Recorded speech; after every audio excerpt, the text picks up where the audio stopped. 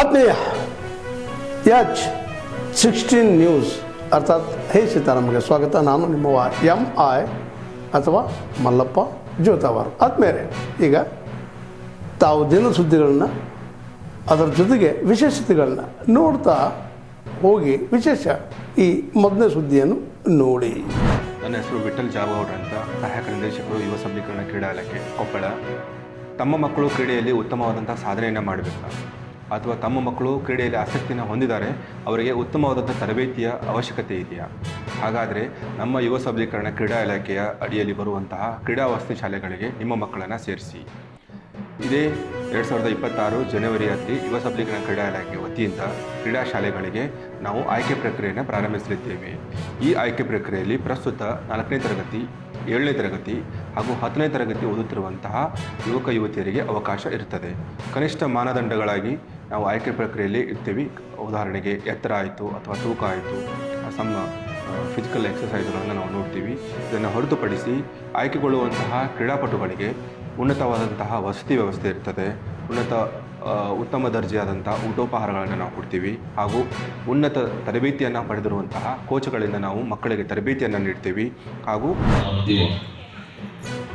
ಅದನ್ನು ಎತ್ತಿ ಹಿಡಿಯೋಕ್ಕೆ ಯಾರ್ಯಾರು ಕೆಲಸಗಳು ಮಾಡಿದ್ದಾರೆ ಅಂದರೆ ಒಂದು ಚೆನ್ನೈಯವರು ಮತ್ತು ಒಂದು ಜೀವ ಕೃಷ್ಣನವರು ಆಪರೇಷನ್ ಕ್ಲಾಸ್ ಅದೆಲ್ಲ ಕಿರುಚಿತ್ರದಲ್ಲಿ ಬಂದಿದೆ. ಮತ್ತೆ ಅದನ್ನು ರಿಪೀಟ್ ಮಾಡೋಕ್ಕೆ ನನಗೇನು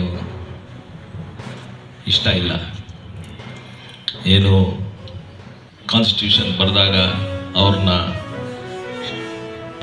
ಅಂಬೇಡ್ಕರ್ ಸಾಹೇಬರು ಅವ್ರನ್ನ ಉಪಯೋಗಿಸ್ಕೊಂಡಿದ್ರು, ಚೇರ್ಮನ್ ಆಗಿದ್ರು. ಎಲೆಕ್ಟ್ರಿಸಿಟಿ ಅಡಿಯಲ್ಲಿ ಏನು ಇದು ರಂಗಮಂದಿರ ಕಟ್ಟಿದ್ದಾರೆ ಅಂತ ಒಂದು ಕಾರ್ಯಕ್ರಮಗಳು ಏನು ನಡೆಯುತ್ತೋ ಇಲ್ಲಿ ಅದರಲ್ಲಿ ಪಾಲ್ಗೊಳ್ಳೋದಕ್ಕೆ ಒಂದು ಅವಕಾಶ ಮಾಡಿಕೊಡೋದಕ್ಕೆ ಕುಟುಂಬದವರಿಗೆ ಎಲ್ಲರಿಗೂ ನಮಸ್ಕರಿಸ್ತೇನೆ. ಇನ್ನೊಂದು ಅವಕಾಶ ಮಾಡಿಕೊಟ್ಟಿದ್ದಕ್ಕೆ ನಮಗೆ ಅಂತ ಹೇಳಕ್ಕೆ ಇಷ್ಟಪಡ್ತೇನೆ. ನಾನು ಚೆನ್ನೈಯವ್ರ ಬಗ್ಗೆ ಮಾತಾಡಬೇಕು ಅಂದರೆ ನನಗೆ ಗೋವಿಂದರಾಜಣ್ಣ ಅವರು ಹೇಳಿದಂಗೆ ನನಗೆ ಅಷ್ಟು ಗೊತ್ತಿರಲಿಲ್ಲ. ಯಾಕಂದರೆ ಅವಾಗ ನನಗೆ 9 ವರ್ಷ, 10 ವರ್ಷ. ನಾನು ಅವ್ರನ್ನ ನೋಡಲಿಲ್ಲ. ನೀವು ಕೇಳಿದಾಗ ನೋಡಿದ್ದೀರಾ ಅಂದರೆ ನಾನು ಇಲ್ಲ ನೋಡಿಲ್ಲ ಅಂತ ಹೇಳಿ.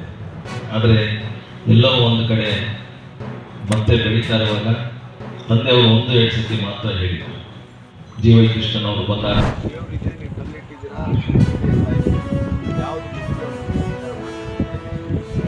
ಯಾರು ತೆಗೆಸಲಿಕ್ಕೆ ಕಾನೂನು ಪ್ರಕಾರ ಹೇಳಿದ್ರೆ ಕ್ರಮ ತಗೊಳ್ತಿದ್ರೆ ದಾಖಲಾತಿ ಹೇಳಿದ್ದೀನಿ ಅಧ್ಯಕ್ಷ ಆಯ್ತಾ.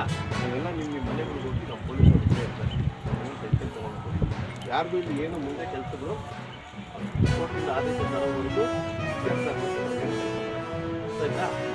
ಮನೆಗೆ ಅರಿಕೆ ಮಾಡ್ಕೊಂಡ್ರಿ, ಇಲ್ಲಿ ಅರಿಕೆ ಮಾಡ್ಕೊಳ್ಳೋದನ್ನು ಒಂದು ಸಂತಾನ ಆಯಿತು, ಗಂಡು ಮಗುವಾಯಿತು. ನಾನು ಬಂದ ಕಾಲದಾಗಿನಿಂದ ನಾನು ಬಂದು ಮದುವೆಗೆ ನಾನು ವಯಸ್ಸು 60 ವರ್ಷ. ಮದುವೆಗೆ ಕಾಲದಾಗಿನಿಂದ ಹಿಂಗೆ ಐತೆ. ಬೇವಿನ ಸೊಪ್ಪು ಮರ ಹಾಕಿತ್ತು, ಕಾನದ ಮರ ಹಾಕಿತ್ತು. ಅದು ನಾನು ಬಂದ ಕಾಲದಾಗಿನಿಂದ ಪೂಜೆಗಳು ನಡೆಸ್ತಾವ್ರು ಸಮಾಜದ. 200 ವರ್ಷ ಇತ್ತು. ನಿಮಗೆ ಏನು ಬೇಕು? ನಮ್ಗೆ ದೇವ್ರು ನುಡಿಸ್ಕೊಡ್ಬೇಕು. ನಾವು ಪೂಜೆಗಳು ಮಾಡ್ಕೊಂಡಾಕ ನಮ್ಗೆ ದೇವ್ರು ನುಡಿಸ್ಕೊಡ್ಬೇಕು, ಅಷ್ಟೇ ನಾವು ಕೇಳ್ಕೊಂತಾರೆ. ಎಲ್ಲ ಹಾಲು ಮುಚ್ಚಿತ್ತು,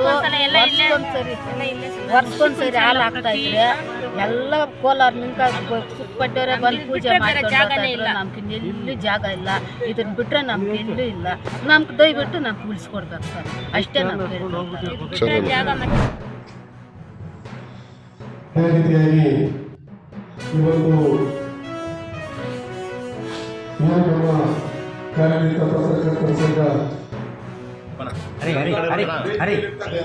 ಈ ಕಡೆ ಬಂದ್ಬಿಡ.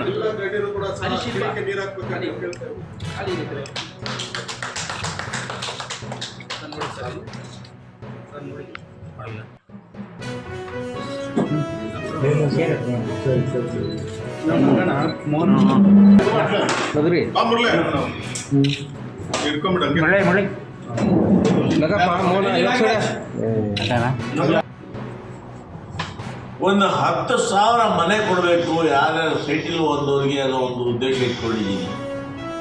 ಅಂದರೆ ನಿಮ್ಮಲ್ಲೂ ಕೂಡ ಯಾರಿಗೆ ನಿವೇಶನ ಅರ್ಜಿ ಹಾಕಿದರೆ ನೀವು ಕೂಡ ನಿವೇಶ ಕೊಡುವ ಕೆಲಸವನ್ನು ಮಾಡ್ತೀನಿ. ಇದಾದ ನಂತರ ನೀವೊಂದು ಮನವಿಯನ್ನು ಕೊಟ್ಟರೆ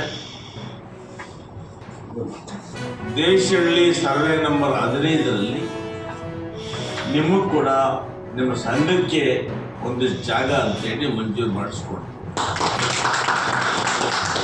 ಆ ನಿಟ್ಟಿನಲ್ಲಿ ತಾವು ಕಾರ್ಯಪ್ರವೃತ್ತರಾಗಬೇಕು. ಇರ್ತಕ್ಕಂಥ ಅವಕಾಶಗಳನ್ನು ಸದ್ಬಳಕೆ ಮಾಡ್ಕೋಬೇಕು ಅಂತೇಳಿ ನಮ್ಮೆಲ್ಲರೂ ಕಿವಿಮಾತನ್ನು ಹೇಳ್ತಾ ನನ್ನನ್ನು ಕೂಡ ಕರೆಸಿ ತಾವೆಲ್ಲ ಇಲ್ಲಿವರೆಗೆ ಸುದ್ದಿಗಳನ್ನು ನೋಡಿದಿರಿ, ಜೊತೆಗೆ ವಿಶೇಷ ಘಟನೆಗಳನ್ನು ಸಹ ನೋಡಿದಿರಿ. ಅದು ನಿಮಗೇನು ಅನ್ನಿಸ್ತು? ನಿಮಗೆ ಲೈಕ್ ಮಾಡಿರಿ, ಶೇರ್ ಮಾಡಿರಿ, ಕಾಮೆಂಟ್ ಮಾಡಿರಿ, ಜೊತೆಗೆ ಸಬ್ಸ್ಕ್ರೈಬ್ ನಿಲ್ಲಿಸ್ಬೇಡ್ರಿ. H16 ನ್ಯೂಸ್ ಅರ್ಥಾತ್ ಸತ್ಯದ ಕೈಗನ್ನಡಿ ವಂದನೆಗಳು.